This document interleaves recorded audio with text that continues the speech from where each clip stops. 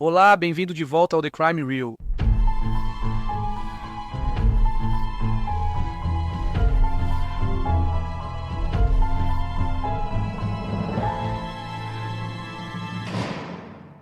Hoje vamos analisar um caso recente do Reino Unido. A natureza desse crime é tão cruel e o autor tão indiferente em relação às suas ações que é quase inacreditável que alguém possa ser tão impiedosamente cruel.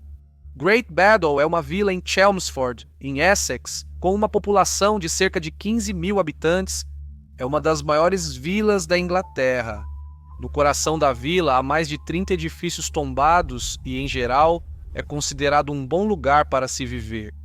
No entanto, a paz dessa comunidade foi abalada na manhã de 15 de setembro de 2023, quando a polícia fez uma descoberta horrível. Nossa história de hoje começa 4 anos antes, no verão de 2019. A família McCulloch morava em Pump Hill, perto do centro da vila. John, 70 anos, aposentou-se recentemente como professor de administração na Universidade Anglia Ruskin. Ele se adaptava à aposentadoria, aproveitando para jogar golfe e ler. Ele tinha alguns problemas de saúde, mas nada drasticamente fora do comum para um homem da sua idade. Pressão alta, diabetes tipo 2, colesterol alto, para os quais ele recebia tratamento do seu clínico geral local. Sua esposa Lois, de 71 anos, também estava aposentada. Ela tinha agorafobia e certos traços de transtorno obsessivo-compulsivo, mas mesmo assim levava uma vida ativa, com uma ampla rede de amigos e correspondentes. O casal tinha 5 filhos adultos e todos, exceto um, já haviam saído da casa da família. A filha mais nova deles, Virginia, que havia acabado de completar 30 anos, ainda morava com os pais e ajudava a cuidar deles e também das finanças da família. Virginia não tinha muitos amigos e nunca havia tido um emprego fixo. Enquanto morava com os pais, Virginia dizia a eles que trabalhava como designer de sites, mas isso simplesmente não era verdade. Ela não tinha renda, mas passava o dia apostando online e fazendo compras, fingindo trabalhar de casa. Para sustentar esses hábitos, ela começou a roubar o dinheiro dos pais. Pequenas quantias no começo, mas logo esses valores aumentaram e seus pais começaram a desconfiar. Quando eles começaram a fazer perguntas, ela mentiu dizendo que tinham sido vítimas de fraude e que estava resolvendo todos os problemas em nome deles. Ela chegou ao ponto de criar documentos falsos para sustentar suas mentiras. No verão de 2019, ela já havia acumulado cerca de 60 mil libras em dívidas de jogo e estava ficando sem mentiras e desculpas para contar aos pais. Então, ela bolou um novo plano para resolver seus problemas. Ela se livraria dos pais e ficaria com o restante do dinheiro deles. Os pais dela não eram ricos, nem de longe, mas tinham uma casa confortável e recebiam uma renda mensal de várias pensões e benefícios. Durante vários meses, Virginia acumulou medicamentos controlados, incluindo sedativos potentes. Ela comprou utensílios para triturar os comprimidos até virarem um pó fino, para que pudesse adicioná-los às bebidas dos pais sem que eles soubessem. Ela tratou os pais como cobaias, testando diferentes doses para descobrir quanto seria necessário para envenená-los e administrar uma dose fatal.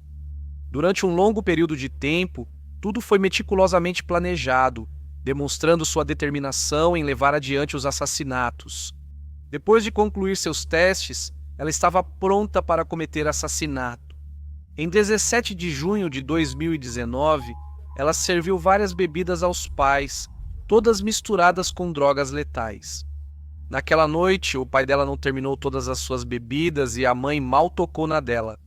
Virginia não fazia ideia se eles tinham consumido uma quantidade letal ou não, então ela simplesmente se preparou para dormir e foi para a cama sem saber o que o dia seguinte reservava. Bem cedo na manhã seguinte, ela se levantou e foi até o quarto do pai.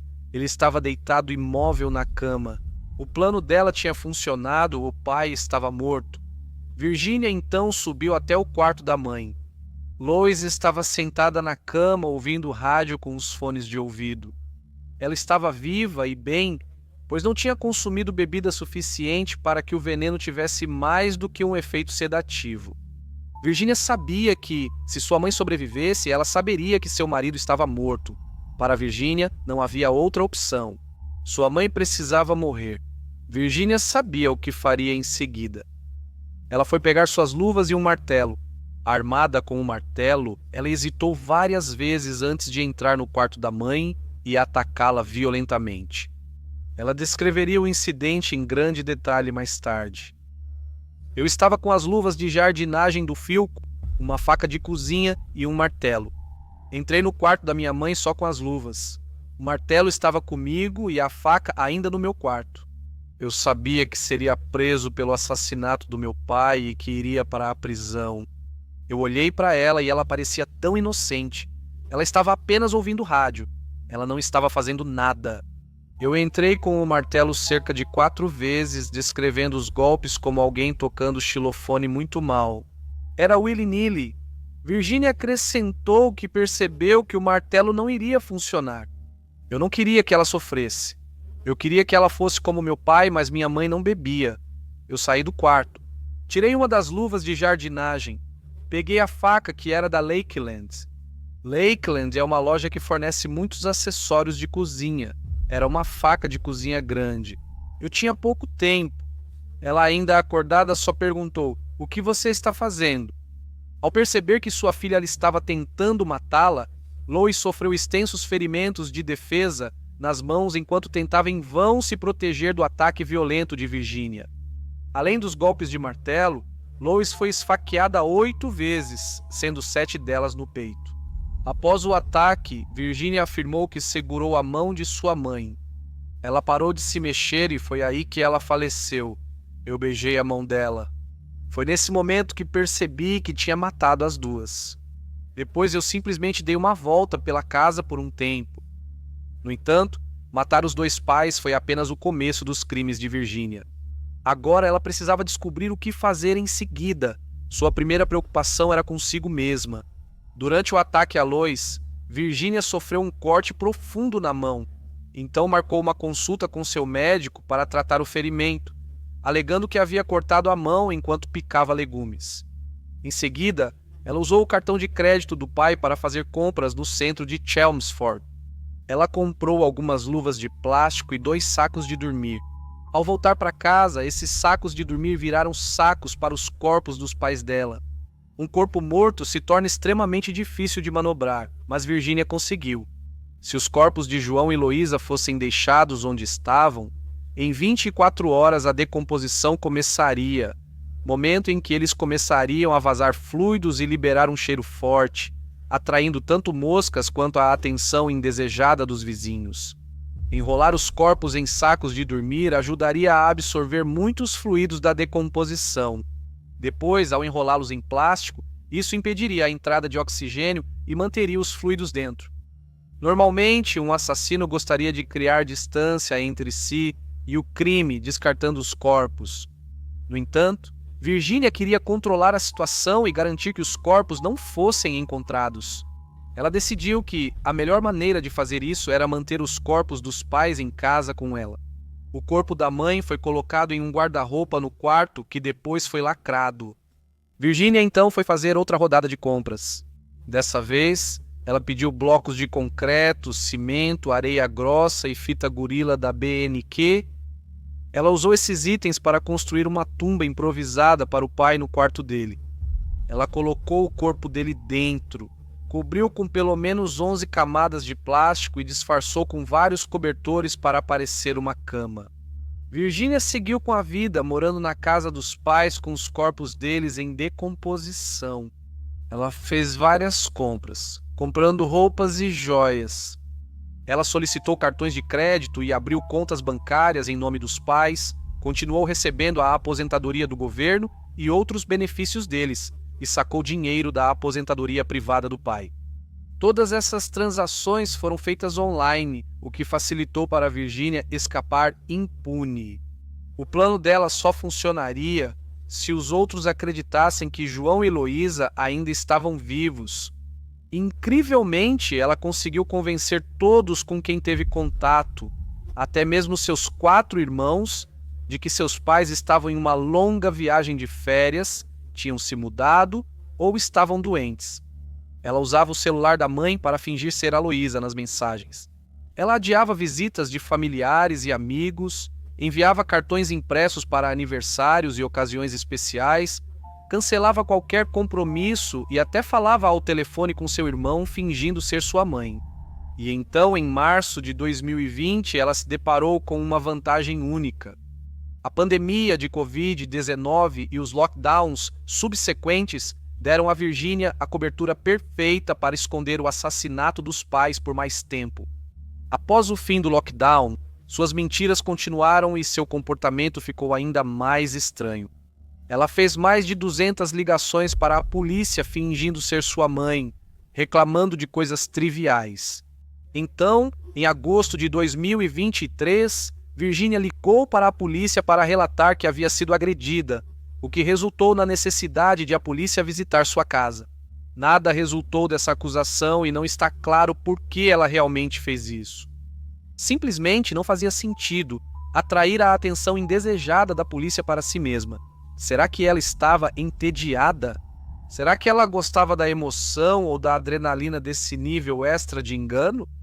4 anos e 3 meses depois de ter assassinado seus pais, caberia ao clínico geral da família finalmente levantar suspeitas. Depois de não ver nem John nem Lois por todos esses anos e perceber que as receitas de John não estavam mais sendo retiradas, o médico informou uma unidade de proteção, que então avisou a polícia. A polícia visitou Virginia no dia 13 de setembro e ouviu a desculpa de sempre, que seus pais estavam viajando. Porém, a polícia descobriu suas mentiras e ela foi investigada mais a fundo. O que foi descoberto bastou para obter um mandado de prisão contra ela. Na manhã do dia 15 de setembro de 2023, a polícia voltou à casa e entrou à força. Eles claramente sabiam ou suspeitavam fortemente que algo estava seriamente errado, pois já estavam usando roupas forenses quando a porta foi arrombada. Virginia foi presa sob suspeita do assassinato de João e Louise McCulloch. As imagens da câmera de vídeo da prisão são simplesmente bizarras. Virginia estava calma, composta e sem emoção enquanto era algemada, oferecendo total cooperação aos policiais. Aqui está o vídeo.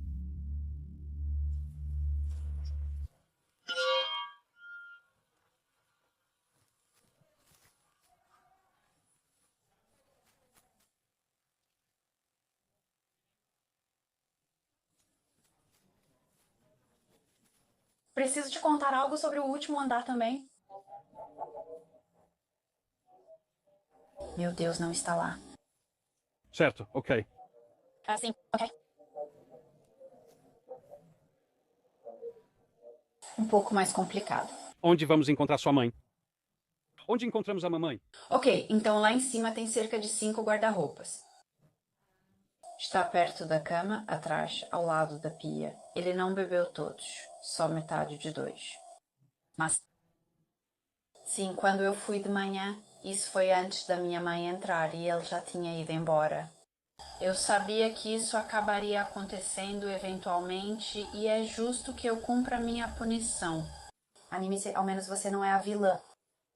Quero dizer, eu obviamente mereço receber a sentença que está por vir, se isso for o certo a se fazer. E isso talvez me dê um pouco de paz. A próxima parte é muito difícil de falar, provavelmente é o detalhe mais horrível. Tem um martelo no meio, embaixo das escadas. Ainda terá sangue nele.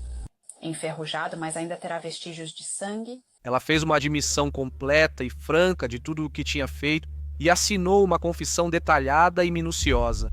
Na delegacia, ela continuou falando, confessando também os crimes financeiros e fornecendo a localização da arma do crime.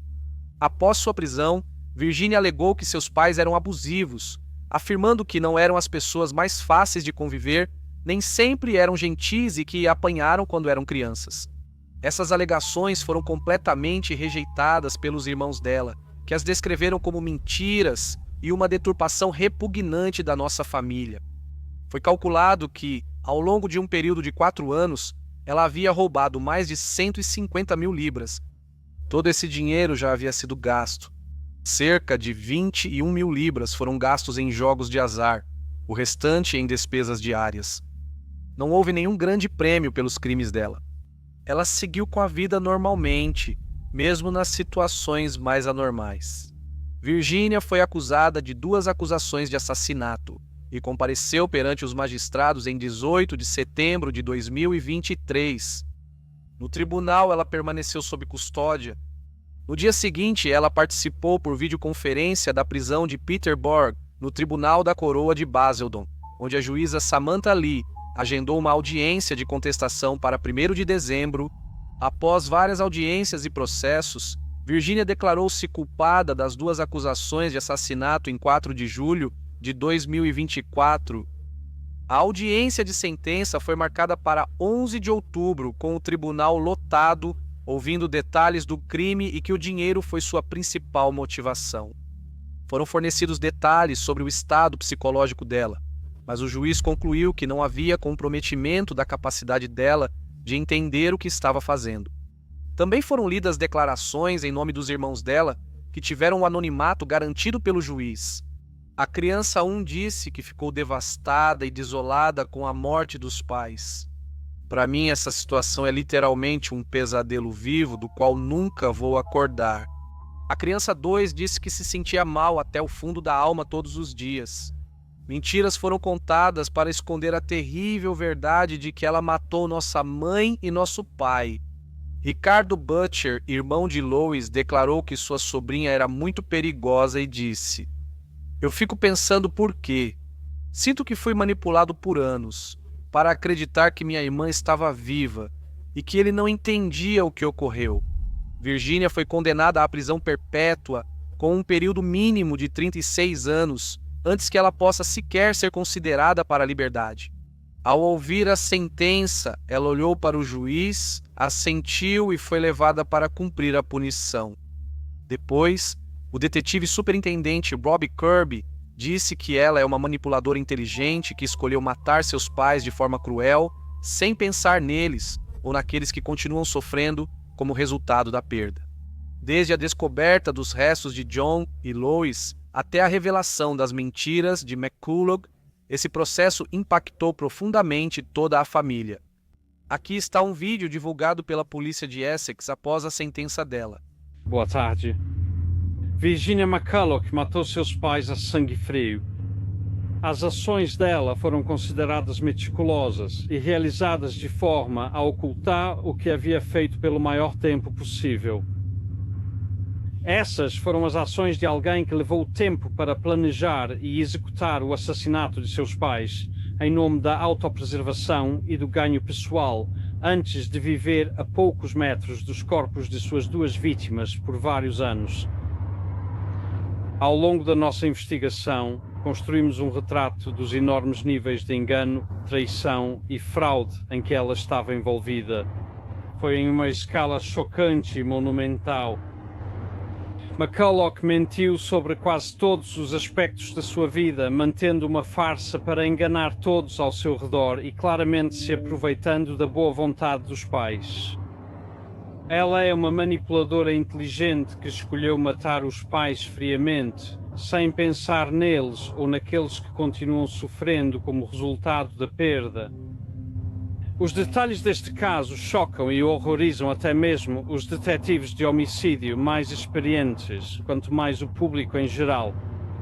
Portanto, é compreensível que a família mais ampla de John e Lois nunca poderia ter imaginado ou antecipado que McCulloch seria capaz de cometer esses assassinatos antes de se entregar a esse nível de engano. Eles ficaram completamente devastados pelas circunstâncias deste caso e continuam sentindo a perda de John e Lois a cada dia. Esse processo, desde a descoberta dos restos mortais de John e Lois até o desmantelamento da teia de mentiras de McCulloch, teve um impacto enorme em toda a rede familiar. Com essa sentença e tudo o que descobrimos na investigação, esperamos que agora possam encontrar um caminho para seguir com suas vidas. Um comunicado conjunto foi emitido pela família dos pais dizendo que nossa família ficou devastada e de coração partido com a morte de nossos pais, que nos foram tirados de forma tão cruel. Enquanto tentamos seguir em frente com nossas vidas, vamos lembrar dos momentos felizes que passamos com eles. Nossa mãe e nosso pai estarão para sempre em nossos corações e são amados e sentidos além de qualquer medida. Inscreva-se no canal se for novo e comente abaixo. Certo, e agora passando para crimes leves. O assinante de longa data Finéas 117 enviou algumas fotos dos gatos deles. Algumas das fotos são de 2020 e outras são de 2024. A primeira é do velho Tiffin. Ele é um siamês azul. A triste notícia sobre o velho Tiffin é que ele faleceu em agosto aos 17 anos e será um ano difícil para eles. A segunda foto é do Bunk. Ele é um balinês, também conhecido como Bunkinator, e é outro que também gosta de petiscos e carinho, e tem uma coisa estranha, ele odeia portas fechadas. E finalmente a gatinha chamada Jinx. Ela tinha 5 meses de idade, mas agora teria 4 anos e 5 meses. Uma siamesa azul Lynx Point. Eu não sei de onde Phineas 117 é, mas tenho certeza de que ele vai comentar e nos contar em breve. Me perguntaram se tenho lista de desejos de Natal, mas não tenho. Só um link de Me Pague um Café e o Super Thanks. O Me Pague um Café tem comissão bem menor e geralmente paga em cerca de uma semana. Um enorme obrigado a todos que me apoiaram este ano. Muito obrigado por ouvir o Crime Real. Fiquem seguros. Adeus. Me surpreendi com o tamanho das aldeias e descobri que essa categoria é muito disputada. Eu fui pelo tamanho da população, então escolhi Lancing, em West Sussex, como a maior aldeia da Inglaterra. Por favor, opinem também. Pessoalmente, eu cresci em uma aldeia de cerca de 1000 pessoas. E antes que você pergunte, sim, eu era o idiota da aldeia. Adeus.